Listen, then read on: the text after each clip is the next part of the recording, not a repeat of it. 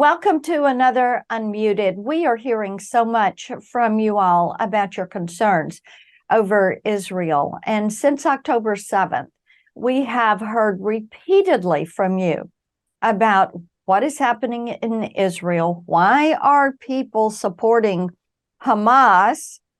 What is happening at the southern border? Why are terrorists on the watch list coming to the southern border? Why do we have persons of interest coming into the country? And I think for so many people, and especially a lot of moms, security and the issues around our nation's security are at the top of their list. So we wanted to bring onto Unmuted today someone who is an expert. She does quite a bit of work in this area. She was the spokesperson for the State Department and Secretary Pompeo. And post her time with the Trump administration, and as she continued her work in our nation's Reserve Corps, she has established Polaris National Security as an educational arm to help people understand some of the complex issues around national security and how we function on a global basis. So welcome, Morgan Ortagus. Thanks for having me, Senator. Delighted to have you here.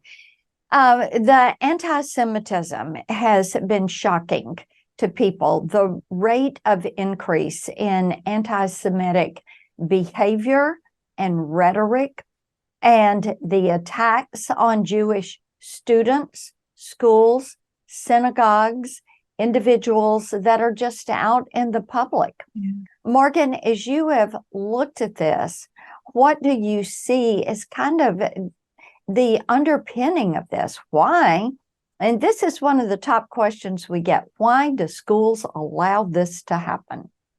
It's really insane. I think that we have noticed for a long time, at least on the right side of the aisle, we've noticed sort of pernicious woke ideologies that have invaded our higher education systems. I mean, listen, they have been known to be liberal universities for quite some time. But I think over the past 5-7 years, as we've begun documenting things that were happening in the classroom, it has been something that has grown and grown and grown. And I think we were all surprised, including me, just how deep-seated this anti-Semitism is in the universities. But then I thought, Senator, if you just look at what they have been teaching in the universities, they have been teaching that this is a racist nation that was founded on white supremacy. They constantly pour into the heads of these young people in the universities what an awful nation America is. And so when you think about, the type of ideologies that are pushed and pushed and pushed on students, it should be of no surprise then that you come out at the other end with anti-Semitism.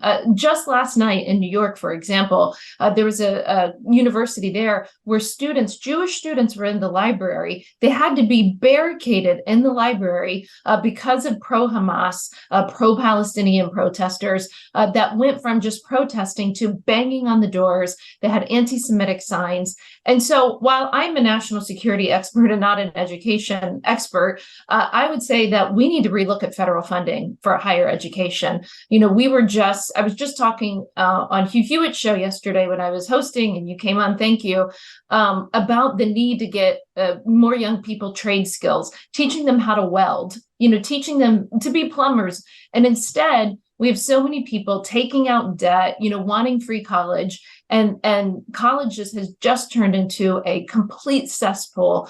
And because of all of the woke stuff they've been teaching for the past 5 years, it is unfortunately of no surprise to me that you come out the other end with rampant anti-Semitism. It is not the cause. We've seen the symptoms now for many years. Unfortunately, now the pie is baked. And Morgan, the thing, and I had a mom mention this to me this weekend. This is a mom with college students.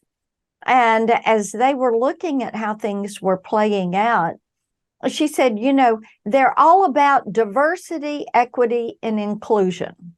And that's all you hear. And as they went through orientation for the first daughter, that went to this school. That was a major point. They go through orientation for the second daughter. And there is this, you have to accept everybody type philosophy. But as the girls got into classes, what they found was you have to accept everything I say, and you have to be in total agreement with me, the professor, who is then transposing that conduct to the students. So, as the mom said, they don't go to college and open their minds. They go to college and they're closing their minds. And they're saying diversity, equity, and inclusion for the things I believe in, but not for conservatives. And as we have seen this week, not for Jewish students. So they are excluding people and not practicing what they said they were going to be all about. I totally agree. And, when you look at, and I've seen this in the past 3 weeks, almost since October 7th, when those awful terrorist attacks happened in Israel, I do think that there's a lot of liberal Jews in America that have had a very tough time because they have woken up and realized that all of the people that they thought that they stood for and they thought that they stood with are no longer siding by them and are against them. And it's an incredibly scary place to be. And especially when you look at DEI, when you look at diversity of opinions, when I went to college, again, this was 20 years ago, but I always felt that there was a place where we could openly debate.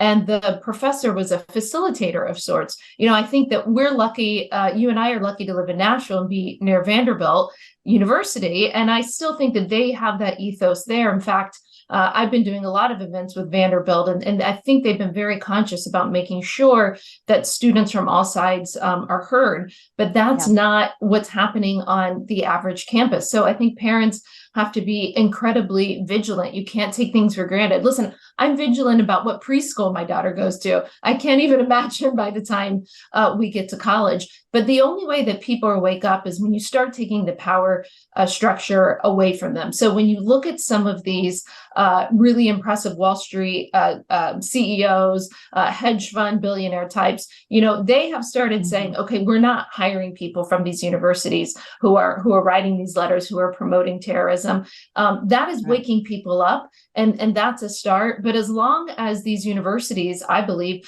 have the safety net of federal funding, they're going to continue to hire the way they have. They're going to continue this activity because who's holding them accountable? So we all have to stand up. Anybody who has any sort of power or authority, whether it's you as a senator, whether it's, a hedge fund billionaire who says, I'm not going to hire those people, and whether it's just somebody like me as a parent, we all have to stand up and say, you know what? No, we're actually going to call out this anti-Semitism. We're going to hold these educators,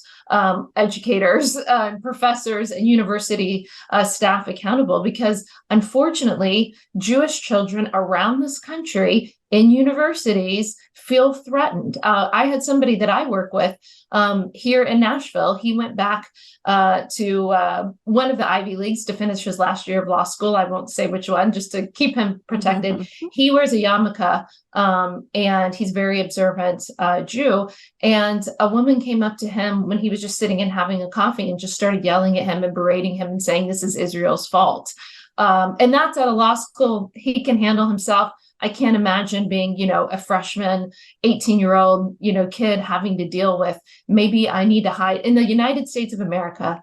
Maybe I need to not wear my maybe I don't need to wear a Star of David, or maybe I don't need to wear a yarmulke because I don't want to be exposed. That's a really sad and infuriating place to be in this country. Well, and it's a frightening place to be. Yeah.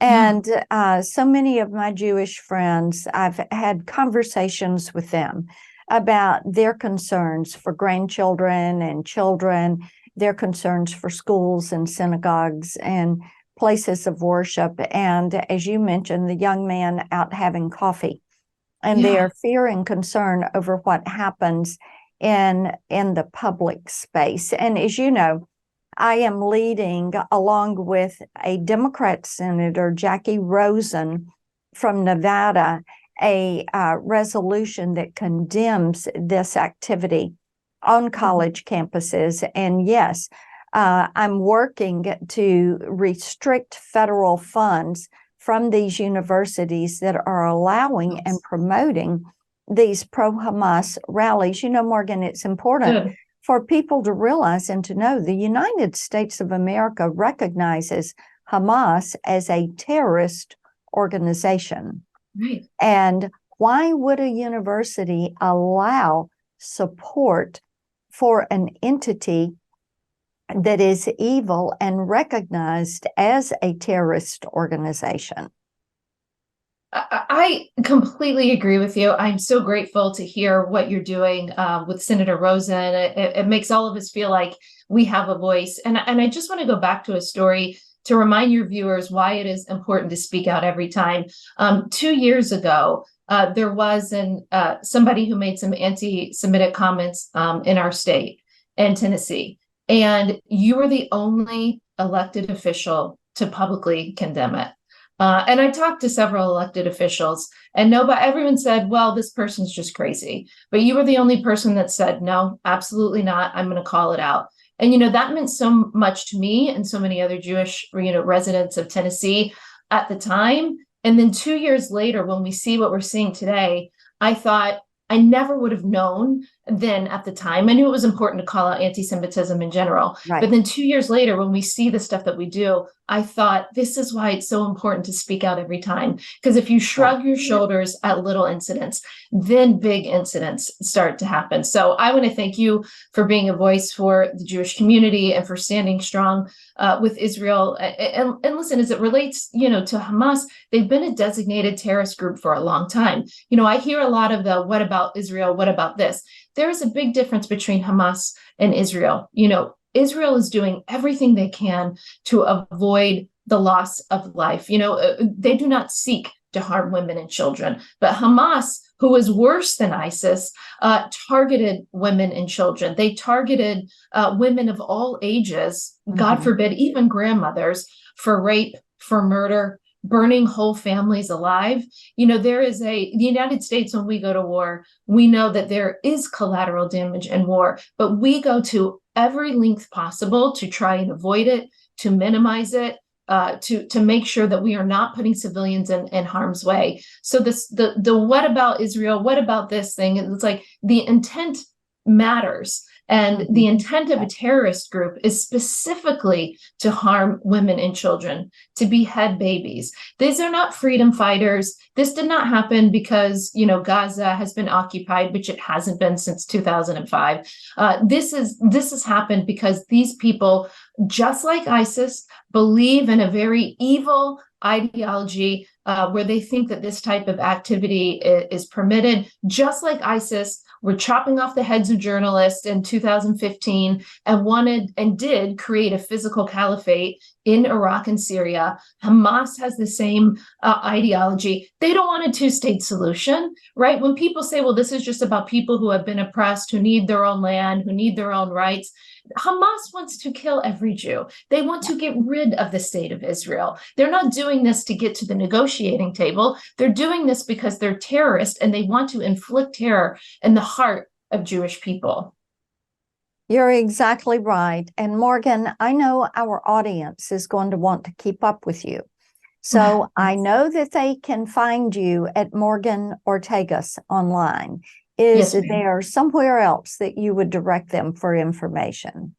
Yes, ma'am. So Twitter, Facebook, Instagram are all at Morgan Ortagus. There's also morganortagus.com. If you're interested in the policy work that we do at Polaris National Security, you can find us there, Polaris, Polaris -us.org. And we try to stay on top of all national security events, including, by the way, our border, which you and I could spend another half hour talking about. You're right about that. Well, thank you all for joining us today. I'm Marsha Blackburn. You will find me on social media at Marsha Blackburn. Stay in touch. Thank you, Morgan. Thank you, Senator.